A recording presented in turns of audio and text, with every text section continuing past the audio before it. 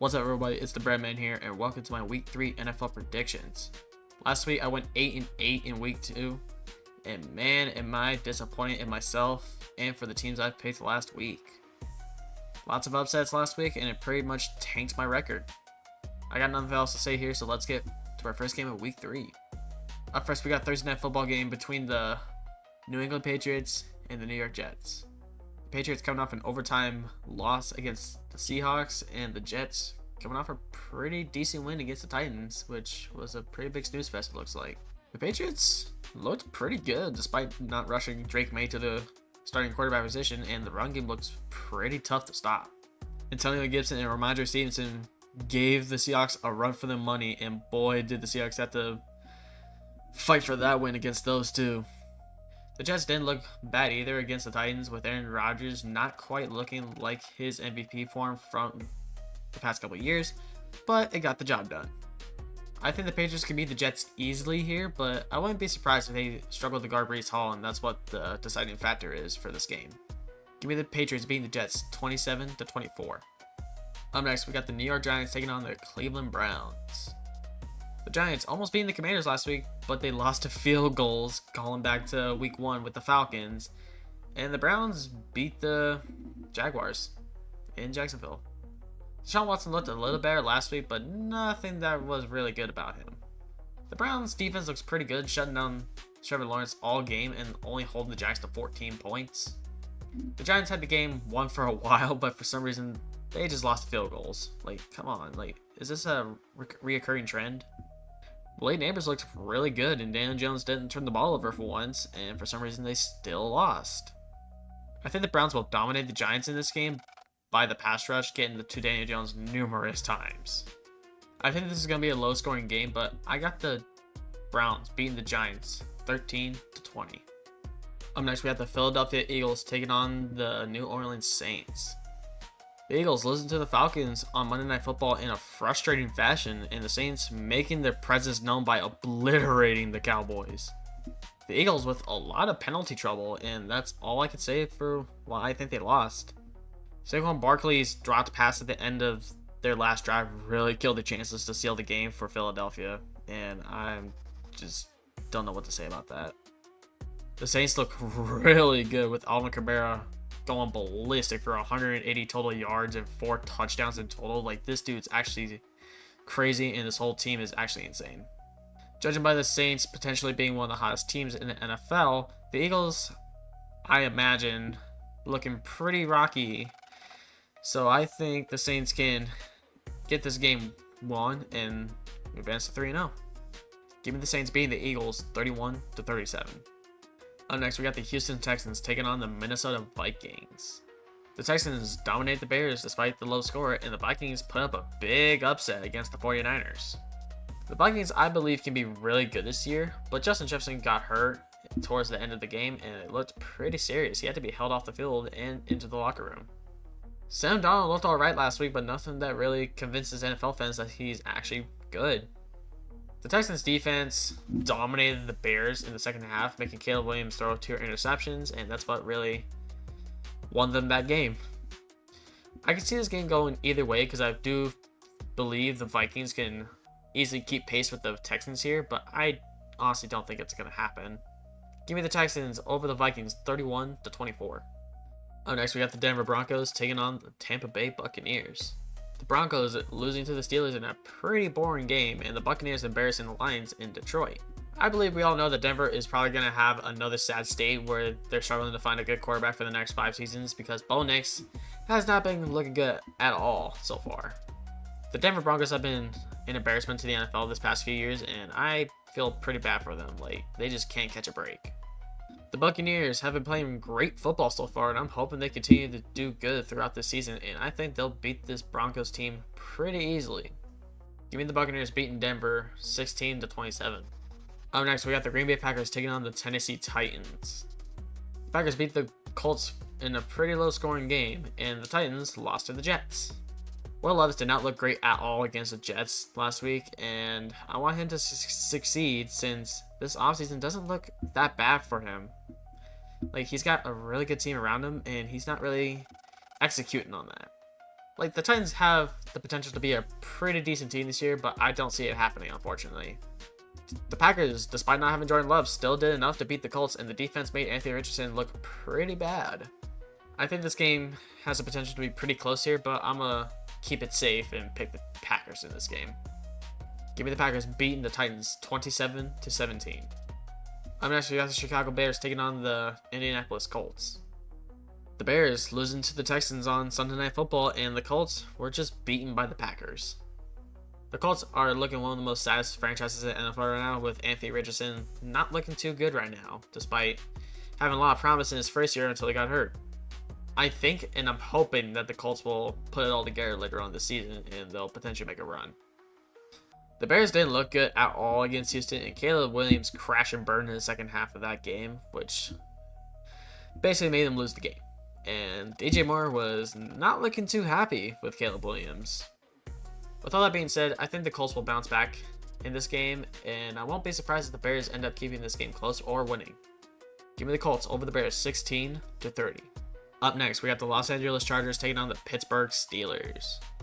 The Chargers beat the Panthers pretty soundly, and the Steelers beat the Broncos in the least impressive way.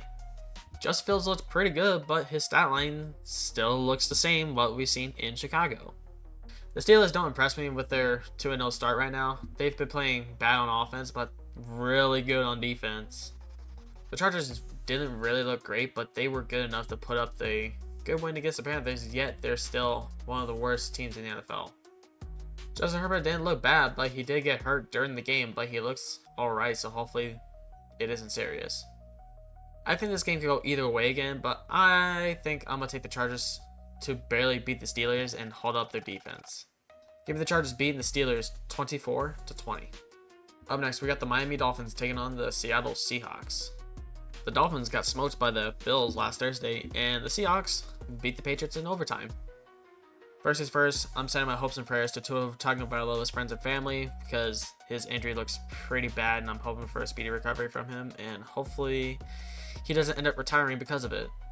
Back on topic here, the Dolphins might take a step back due to the Tua injury, like I was talking about just now.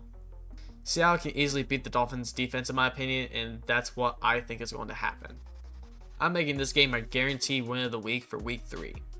I'm currently 0-2 on the season with the Ravens losing to the Raiders last week, and I'm not happy being down 0-2 this early in the season. I thought this was going to be a challenge, not a guarantee. This game might be close, but give me the Seahawks beating Miami 23-34. Up next, we got the Carolina Panthers taking on the Las Vegas Raiders. The Panthers, looking at the Panthers per usual, losing badly to the Chargers, and the Raiders beat the Ravens in a very big upset. The Raiders shut down Lamar Jackson's run game and made sure that I'd lose in fantasy football. The Raiders defense might be for real this year, and I'm all for it. In the end, they'll still be the Raiders and underachieve and miss the playoffs like every year. The Panthers have officially benched Bryce Young for Andy Dalton, and I agree with this decision. To all Panthers fans out there, I feel terrible for you guys. You guys really deserve much better than this. Nothing is going in the right direction with Bryce Young or the Panthers in general. I have a sneaky suspicion this game can be a trap game for the Raiders, but I'm still going with the Raiders beating the Panthers 13-24. Up next, we got the San Francisco 49ers taking on the Los Angeles Rams. The 49ers were humiliated against the Vikings on the road, and the Rams were absolutely mauled by the Cardinals in Arizona. The Rams just didn't look prepared for the Cardinals, and they paid a heavy price for that. Cooper Kupp did not play the full game because he was injured, and it looks like he's going on IR soon, but I don't think it's going to happen. And Puka is also on the IR, which doesn't help the Rams offense. The Rams currently are getting railed by injuries and hope for speedy recoveries despite me being a Cardinals fan. The 49ers just didn't look like they could get anything going, and Purdy didn't play well at all. I think the 49ers will bounce back this time and beat the Rams 27-17. Up next, we got the Detroit Lions taking on the Arizona Cardinals. The Lions were beat by the Buccaneers in a bad way despite the final score, and the Cardinals put up a beating of the lifetime on the Rams. Kyler Murray looks like an MVP candidate despite having Marvin Harrison Jr. only having 1 catch in week 1, but he had 4 and 2 touchdowns with it from last week. The Cardinals defense destroyed the Rams offensive line, and Dennis Gardeck had 3 sacks, and I assume he had a strip fumble in the process because I watched the whole game. The Lions, on the other hand, Jared Goff looked like shit all game and relied on his running backs to beat the Bucs and failed. I'm actually going to this game in real life, and I'm taking the Cardinals to beat the Lions in a pretty good game. Give me the Cardinals beating the Lions 24-34. Up next, we got the Baltimore Ravens taking on the Dallas Cowboys. The Ravens were upset by the Raiders, and the Cowboys were blown out by the Saints. Hey Cowboys fans, I have a question for you all. Are y'all still them boys? Okay, for real though, you guys look terrible against the Saints, and Dak didn't look good either. The defense fell off the face of the earth, and Mike McCarthy has to be fired by at least week 8. The Ravens' run game didn't look sexy against the Raiders, but I think it'll get back on track against the Cowboys here.